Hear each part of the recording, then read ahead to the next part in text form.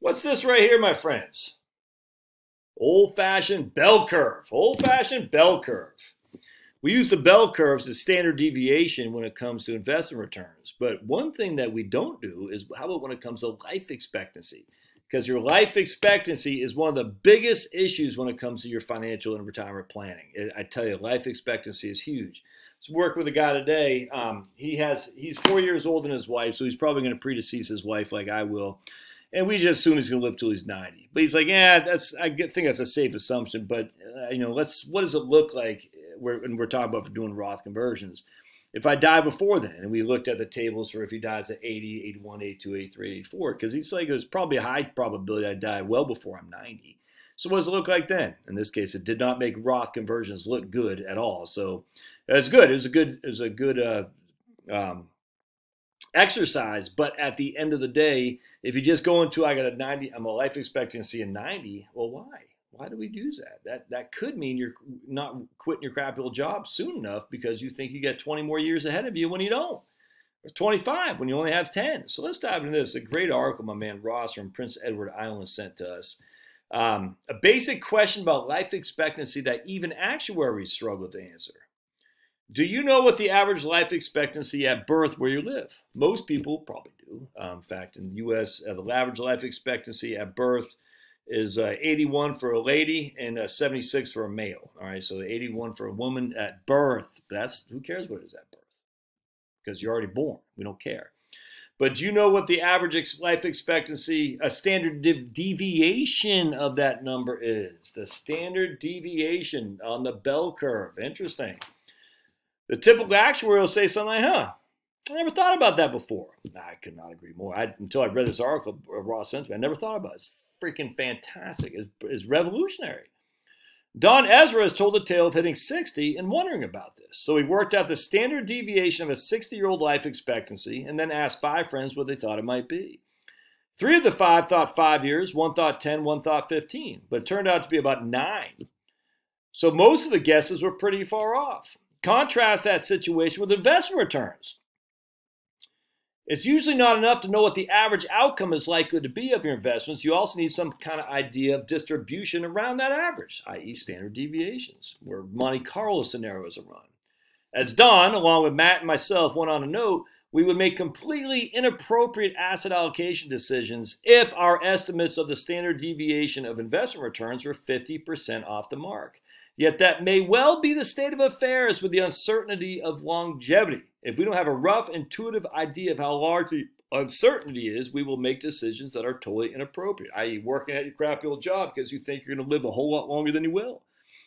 Now that 3 of the largest pension markets, the US, UK, and Australia, are firmly on the path to becoming 401k plans called defined contribution, the standard deviation of life expectancy is now just as important as the standard deviation of investment returns.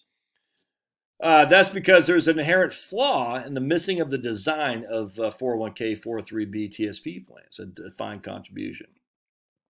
When a DC plan participant retires, they move from the accumulation phase into the payout phase, and this introduces an additional unknown into the pension management equation. We do not know how long an individual will live. This is a bigger challenge for defined contribution plans than it was for pension plans because DBs, pension plans, are a pooled system. So the uncertainty associated with longevity revolves around how long the average participant will live. That's something that we can be reasonably confident about in defined benefit plans, pensions.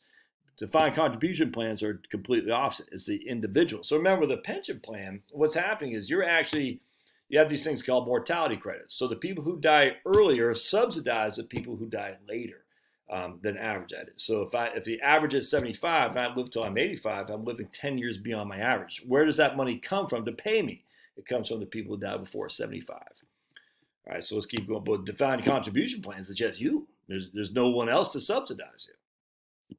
So the uncertainty of life expectancy should be just as basic a planning consideration as the uncertainty in investment returns. And it's time to pay more attention to the standard deviation of life expectancy.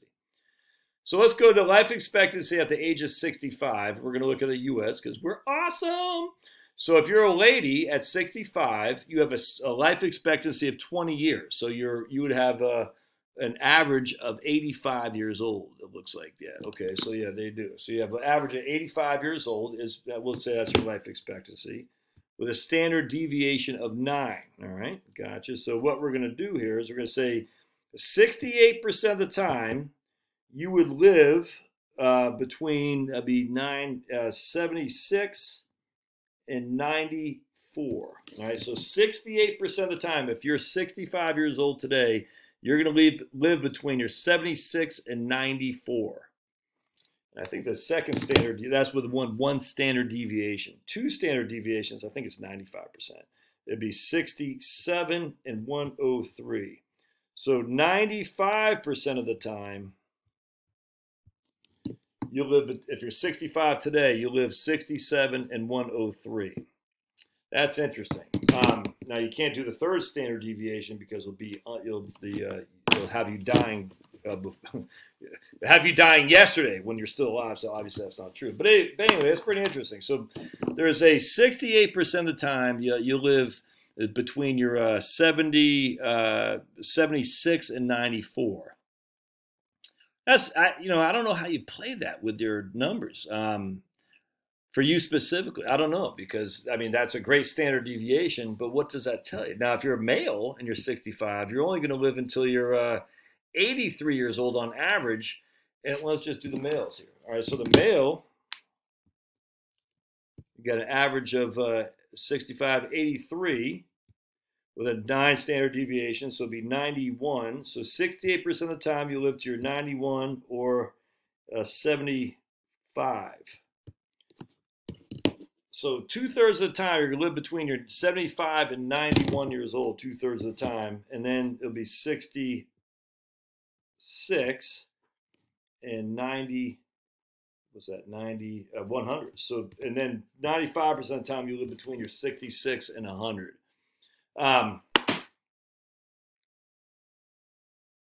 Something like that. 92. Yeah, a little bit. Actually, 66 and 101. My math might be a little bit off there, but you get the point. The issue that we have is, I don't know how you use that, though. So we have a standard deviation. 68% of the time you're going to die if you're a man between 70, 83, 81, 72, right? No, 74 and 92. Yeah, 74 and 92. And it still doesn't tell you much about you specifically. That's why you got to know this stuff. That's why you got to get a better gauge of your health, get a better gauge of your, genetics. Because if you're planning for it to be long-lived and you're not, you might work longer than you need to, or you might not go on those vacations in which to enjoy. So many things you might not do if you get your life expectancy wrong. Don't make that mistake. Oh, it's crazy. Yeah, I loved your thoughts. That was a great article. Thanks, Ross, for sending that to me. All right, we'll see you.